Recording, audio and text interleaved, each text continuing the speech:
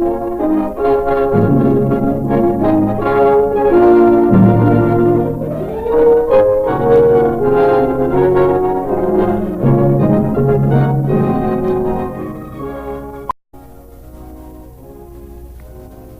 era just preceding the discovery and eventual colonization of America was one of immense upheaval throughout all Europe. As a result of the Crusades, all of Europe sought to profit from trade with the fabled East. During the 14th and 15th centuries, the overland trade routes to the Orient were largely controlled by the Italian city-states, whose wealth and magnificence are a result of this control. With the rise of the Ottoman Empire, these trade routes were closed, but having once tasted the riches of the East, the nations of Europe were determined to reopen these routes. Unable to force their way through the solid wall erected by the military might of the Moslem Turks, the Europeans tried the sea routes, but they were long, hazardous, and uncertain at best. Desperately grasping at straws, sailors flying many flags eventually turned toward the great unknown of the Atlantic Ocean, in the hope that the theory of the astronomer Copernicus was true, that the world was indeed round, and that the riches of the East could be reached by sailing west. It was ironic that the search for the wealth of the East should result in the eventual discovery of a prize far greater than could ever have been imagined. The rich American land lay waiting for the coming of the white man. An untouched continent whose resources had never been tapped waited for its destiny. Its scope dwarfed the wildest dreams of the men who sought the wealth of the East. For 3,000 miles, the land stretched from the Atlantic to the Pacific, covering an area many times greater than Europe. The North American continent was to offer unparalleled opportunities for exploration. Fine harbors were scattered along the Atlantic coast. Ships of every kind and description could be accommodated in these natural harbors. The future greatness of America and the commerce of the world rested in great measure on these harbors, but America enjoyed even greater natural wealth. Everywhere was the great forest of eastern America, stretching almost unbroken from the Atlantic to the Mississippi. Gigantic trees of all kinds, oak, maple, pine, waited to become the raw material of a great nation and sheltered literally millions of creatures beneath their leafy arms. Game was plentiful in the forest. It was the home of the fox and the bear and the wolf, the soft-eyed deer and the stealthy wildcat, the mighty and the ferocious, the weak and the timid, and enough birds to cover the skies. Their migratory flights at the changing of the seasons blacken the skies with their uncountable numbers, and in the waters below, fish of all kinds fill the rivers, lakes, and seas. The North American continent was a veritable treasure house of natural wealth, undreamed of in the nations of Europe, which had already begun to find their forests dwindling, their wildlife beginning to disappear, and their farmland growing poorer with every harvest. Sharing the American land with the animals, fish, and birds was the original American, the Indian. Almost like some kind of king, the Indian dwelt in the midst of this land of riches, living his everyday life and taking all before him for granted. While the Indian of the eastern forest raised a few crops, he was chiefly a hunter. Indeed, whatever little agriculture there was carried out by the women of the tribe. Farming was a woman's work, but the glorious hunt belonged to the men. The Indian lived in small settlements scattered throughout a vast area. Based on the clan or family unit, the Indian tribes jealously guarded their hunting grounds and fought bloody wars with neighboring tribes, regarding all strangers as potential enemies. They could have no conception that the life they and their ancestors had lived for so many centuries was soon to be brought to an end by pale-skinned intruders with terrible weapons. In the dim past, where no living man's memory could be called upon, there had been stories of such men. The white man had once visited North America. Vikings from Scandinavia had landed 500 years before Columbus. They were only shadowy memories to the tribes they had encountered. Among the Vikings, the courage of such Norse leaders as Eric the Red and Leif Erikson and their far-flung voyages were celebrated in song and story. In fact, their adventures became the basis of several Scandinavian folk epics called sagas. But the Vikings established no permanent colonies, and America slept for centuries. It was not until the epic-making voyages of such men as Magellan, Columbus, and Vespucci that the New World was rediscovered. Spain and Portugal and other nations on the European mainland hastened to lay claim to the riches on the other side of the Atlantic. England, who was eventually to dominate North America, lagged behind them. English claims to America were based on John Cabot's voyage to Labrador in 1497, although no more voyages were made for years. Cabot, an Italian adventurer and explorer in the pay of the English crown, brought back factual but disappointing reports which indicated that the area he saw was a wilderness inhabited by fierce savages who wore none of the hoped-for trinkets of gold. England abandoned the project immediately. While America waited to be colonized, changes were taking place in 16th century England, 3,000 miles across the Atlantic. The War of the Roses, which had lasted almost 100 years, had finally been brought to an end, and for the first time in a century the nation was united under a line of strong monarchs, the Tudor kings of England. The strongest of them, Henry VIII, once a staunch Catholic, had quarreled bitterly with the Pope. The Pope had refused to grant him a divorce from his wife of 17 years, Catherine of Aragon, so that he could marry the beautiful Anne Boleyn. Declaring his first marriage to be null and void, Henry sent Catherine back to Spain and married Anne.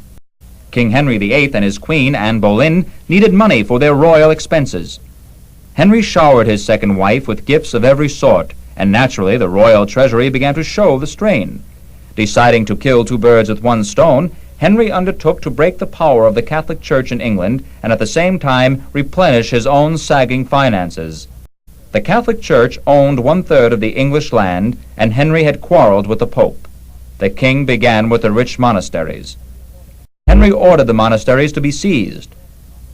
After plundering the coffers of the monks, the crown confiscated the vast land holdings of the monasteries and gave them to his court nobles, many of whom became the largest landowners. By this shrewd move, he ensured the support of the nobility in his war on the Catholic Church. These nobles found that they could make more money raising sheep for wool than in growing crops. This was called enclosure. The evils of enclosure greatly affected the small farmer, but the new landowners were happy with the situation as it stood. The wool was sold in European markets at a fine price. As the profits mounted, more and more land was devoted to this purpose. Finally, thousands of English farmers were forced off their land, which was then used for grazing sheep. There were sporadic attempts to resist, but these farmers were crushed by force of arms, and soon there was very little farmland left. No longer needed as a farmer, he had to seek employment elsewhere. Thousands of these farmers and their families flocked to the big cities, and having no trade or skill, many of them turned to crime, while the new landowners enjoyed the fruits of enclosure. This was happening all over England after 1540. The rich became richer, and the poor poorer. Unemployment was everywhere. From time immemorial, men have turned to religion in their misery, but even here all was not well with England. There were religious troubles too. Henry VIII had established the Church of England and outlawed the Catholics. Decrees cannot alter the hearts of men, and the Catholics continued to practice their religion in secret, despite persecutions which almost rivaled those of ancient Rome. Even so, Henry VIII found that he could not satisfy everyone. Other Englishmen did not think Henry VIII was Protestant enough. These men wanted to purify the Church of England and were called Puritans. Although only a small group, they succeeded in raising a loud clamor and eventually gained power later on in English history, but at the time they were a minority. A third group, called Separatists, wanted to leave the Church of England altogether. Catholics, Puritans, and Separatists later founded American colonies. As had often happened in history, the discontented and persecuted became the pioneers. Eventually, all three groups were persecuted by the Church of England. Many wished to find a land where they could worship as they wished.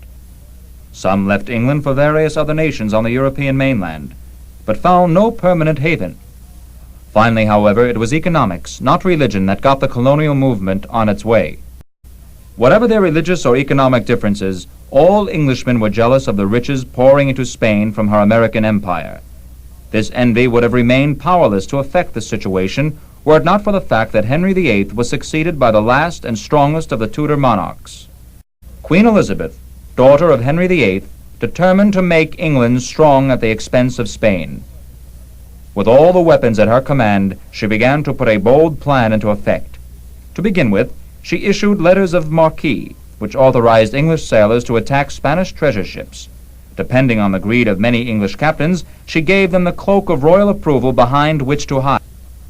With Elizabeth's encouragement, daring English sailors began to attack Spanish treasure ships. Many of these men were little better than pirates, but the Queen was determined to whittle away at Spanish power by hitting the Spanish king where it hurt most, his pocketbook.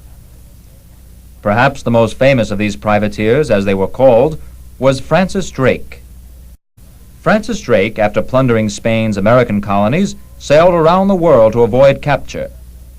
When he returned to England, his holds bulging with Spanish gold, he received a hero's welcome.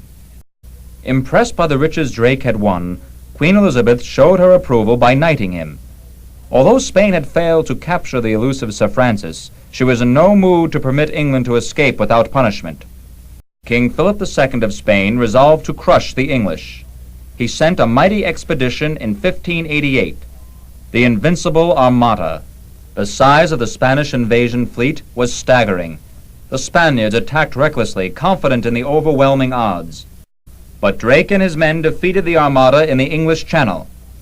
By superior seamanship, the English were able to destroy half of the enemy fleet on the first day, but the engagement was not over. Despite the victory on the first day, the advantage still lay with the Spaniards. Late that night, however, nature took a hand. The Spanish disaster was completed when a terrific storm destroyed most of the remaining ships. Taking a desperate gamble, Elizabeth had broken the power of Spain and given England a supremacy of the seas, which was to remain unchallenged for over 350 years. England had become a world power. World trading opportunities were opened by Spain's defeat. Englishmen invested money in overseas commerce. It became a kind of fever, and all kinds of schemes were tried. Companies were formed with complete trading rights in one area, such as the Muscovy Company in Russia. Graft and corruption were rampant, but since these companies were monopolies, to all intents and purposes they made enormous profits. Profits were high and more money was available to invest in new areas, America perhaps. By leaving the investment to private parties, the English crown protected itself against costly failures, but by granting such rights, it established itself as the authority over such companies. Should they succeed, the crown would stand to profit. It must be said, however, that many of the men involved were motivated as much by patriotism as by the desire for profit. For example, a famous geographer, Richard Hakluyt, called on English captains to found English colonies in the New World. Citing the discoveries of Cabot in 1597, Hakluyt pointed the way to the future. The first English attempt was made by Sir Humphrey Gilbert in 1583 on the rugged shore of Newfoundland, but winter caused abandonment. The English colonists were caught unaware by the great severity of the Canadian winter and were unprepared for it. Back in England, another attempt was in process. In 1584, Queen Elizabeth awarded her favorite, Sir Walter Raleigh, a grant to colonize. The expedition was outfitted by the Queen's own shipwright, and every imaginable item needed to found a colony was provided. Raleigh's colonists landed on Roanoake Island off the coast of what is now North Carolina. A fortress was built to defend the settlement from hostile Indians, and a good deal of land was cleared for farming. The prospects for success were excellent. But events in England called Raleigh's leaders home for 4 years. When they returned, all settlers had disappeared. In one of the great mysteries in our early history, an apparently thriving colony laid out with defensive measures designed to protect the colonists from a small army if need be, was wiped out without a trace. It was as if the ground had opened up and swallowed the colonists in an instant. There were no signs of no bodies, no indication of any foul play. But upon careful searching the remains of the colony, Raleigh's officers found one single but puzzling clue. The only clue was a word carved on a tree. The word was Croatoan. What it meant, no one could say. Various explanations of the disappearance and the word were offered. Some said there had been a plague. Others held to the idea of a famine. but the fact remained that there were no traces of even a single body. Raleigh's men discussed the mystery and concluded that the Croatoans were Indians who had enslaved and carried off the missing colonists. News of the lost colony at Roanoake did little to increase the fervor of prospective colonists to the New World, but the pressures which send men in search of new pastures were, if anything, even more acute than ever. There were those who considered the entire idea of colonization to be sheer folly. But despite these early failures, England had many persons eager to migrate. The increasing pressure of persecutions by the Church of England caused the three main dissenting groups, the Catholics, the Puritans, and the Separatists, to re-examine the advisability of remaining in England. In addition, the soaring crime rate in London and other big cities had not been curbed one whit by hanging after hanging, and many government officials looked upon the colonies as an excellent possible dumping ground for and undesirables who roam the streets intent on mischief. There were also those who hoped to find a golden future in a new land where no one knew or cared who they were.